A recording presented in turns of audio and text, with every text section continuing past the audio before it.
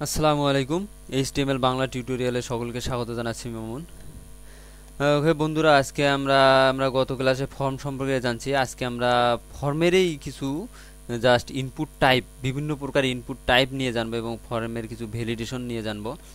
তো আমরা দেখি ফর্ম FORM ফর্ম HTML5 এটা আসলে ফর্মের HTML5 কিছু ফিচার আছে যেগুলো আমাদের অনেক কাজে লাগবে, সেগুলো নিয়ে আমরা আলোচনা করব। তো এইটাকে এডিট করি, কপি করলাম। তো আমরা যদি ফর্ম একটা অ্যাড করি এখানে, ফর্ম FORM ফর্ম স্ল্যাশ করে দিই FORM ফর্ম।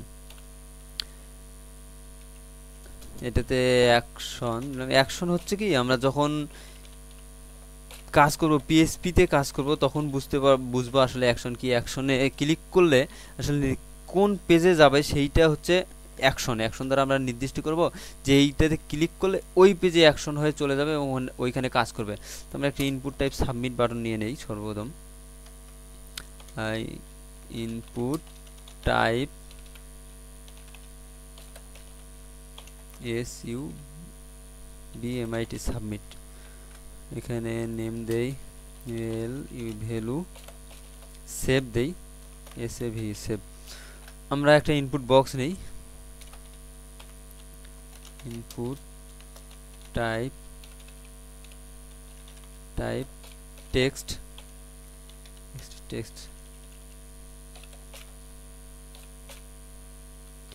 আমরা একটাই ব্যবহার করি।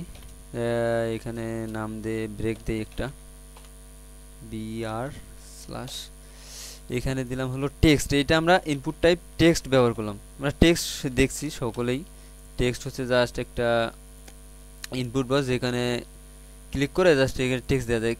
লক্ষ্য করুন, যদি আমরা এখানে ফর্মে কিন্তু সাবমিট হচ্ছে, কোনো কাজ করছে না, যদি আমরা এখানে ক্লিক করি তো বলছে না যে এখানে অবশ্যই এটা ফাঁকা রাখা যাবে না।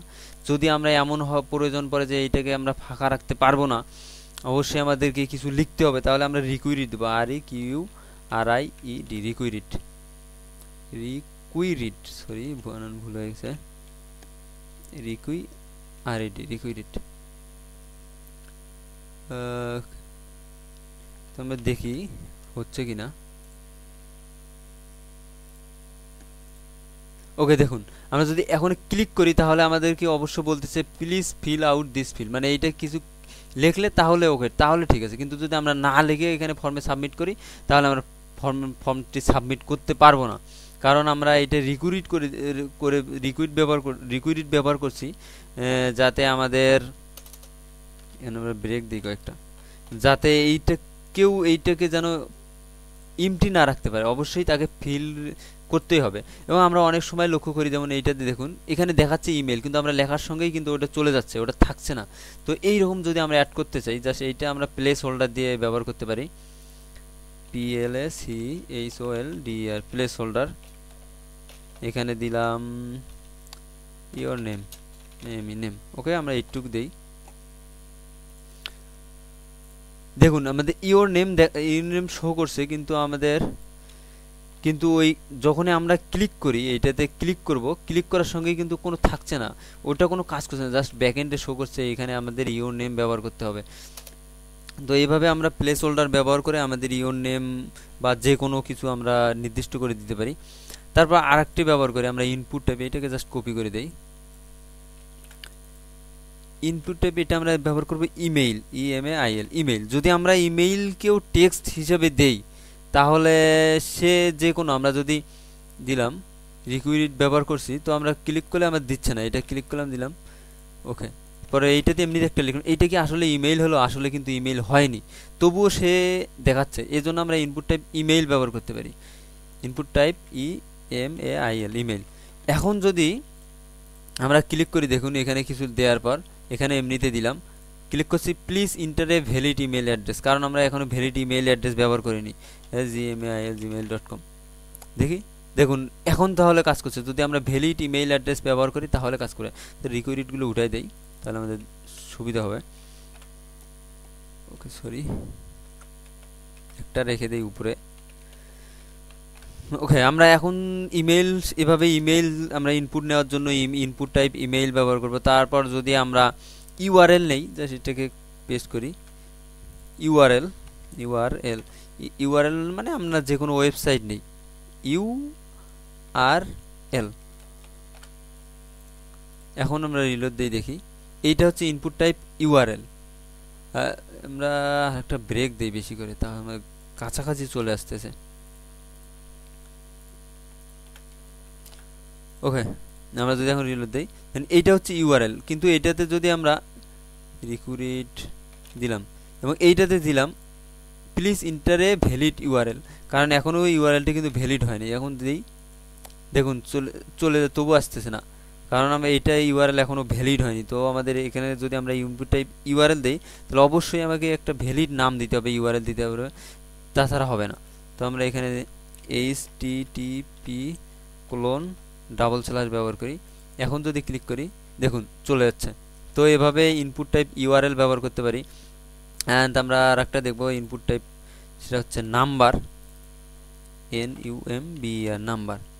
ইনপুট টাইপ যদি আমরা নাম্বার দিই, NUMBER, নাম্বার।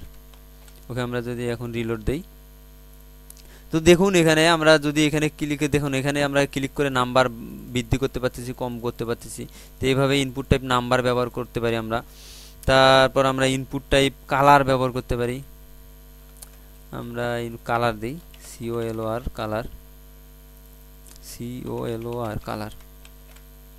রিলোড দেই, দেখুন ইনপুট টাইপ এখানে কালার, এখানে ক্লিক করে দেখুন বিভিন্ন প্রকার কালার চলে আসছে। আমরা এখান থেকে নির্দিষ্ট কালার ইনপুট নিতে পারি, এই কালারের কোডটি ইনপুট নিতে পারি। জাস্ট একটা কালার দিলে, এই কালারটি দিলাম, ওকে, দেখুন এই কালারটি সিলেক্ট হচ্ছে। তো আমরা ইনপুট টাইপ এভাবে কালার ব্যবহার করতে পারি, কালার ব্যবহার করে আমরা কালার ইনপুট নিতে পারি, জাস্ট মানটা থাকবে এরকম। ইনপুট টাইপ আমরা ডেট নিতে পারি। তারপর আমরা আরেকটা ব্যবহার করি, দেখুন আমাদের নাম যদি আমরা ইচ্ছা মতো লিখছি, চলছে, আমরা অনেক বড় লিখতে পাচ্ছি। তো এরকম ক্ষেত্রে যদি আমরা প্রয়োজন হয়, আমরা নির্দিষ্ট কিছু, মানে নির্দিষ্ট সে সাপোজ 10টি ক্যারেক্টার বা 5টি ক্যারেক্টার লেখার পর আর লিখতে পারবে না, সেক্ষেত্রে আমরা ম্যাক্স লেন্থ দিতে পারি, MAX, ম্যাক্স, এলিয়েন ম্যাক্স দিতে পারি, alien GET, length, GTH, length সম্ভবত দিকে হয়েছে না, 5 দিলাম। এখন যদি আমরা এখানে রিলোড দেই, দেখুন, ওকে সরি বানান ভুল হয়েছে মনে হয়।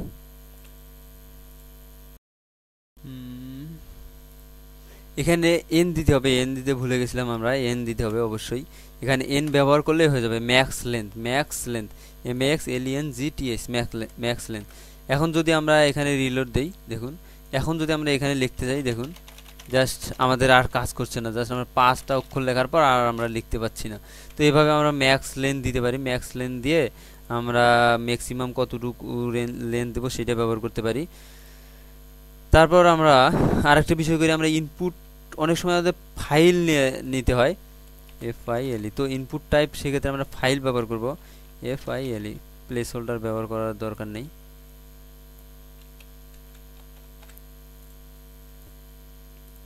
দেখুন এখানে সরি, ইনপুট টাইপ ফাইল, ও সরি বানান ভুলে গেছে, ফাইল। দেখুন এখন আমরা ফাইল ব্রাউজের জন্য অপশন আছে, আমরা এখানে ক্লিক করে বিভিন্ন ফাইল ব্রাউজ করতে পারছি। তো আমরা এখানে যে কোনো ফাইল অ্যাড করে দিতে পারি, এখান থেকে যে কোনো ইমেজ অ্যাড করে দিতে পারি, তো আমাদের ইচ্ছা মতো। এভাবে আমরা যখন সাবমিট করব, এখানে ফাইল ইনপুটে ইমেজ ইনপুট নেওয়ার জন্য ইমেজ অ্যাভেলেবেল ব্যবহার হয়, এরকম ইমেজ ইনপুট নেওয়ার জন্য, অথবা কোনো PDF ফাইল বা আদার্স অন্য যে কোনো ফাইল ব্যবহার করার জন্য আমরা ইনপুট টাইপ ফাইল ব্যবহার করব। তো হয়ে গেল, এগুলো আপনারা ভালো করে প্র্যাকটিস করবেন এবং ধৈর্য সহকারে শোনার জন্য সবাইকে অসংখ্য ধন্যবাদ।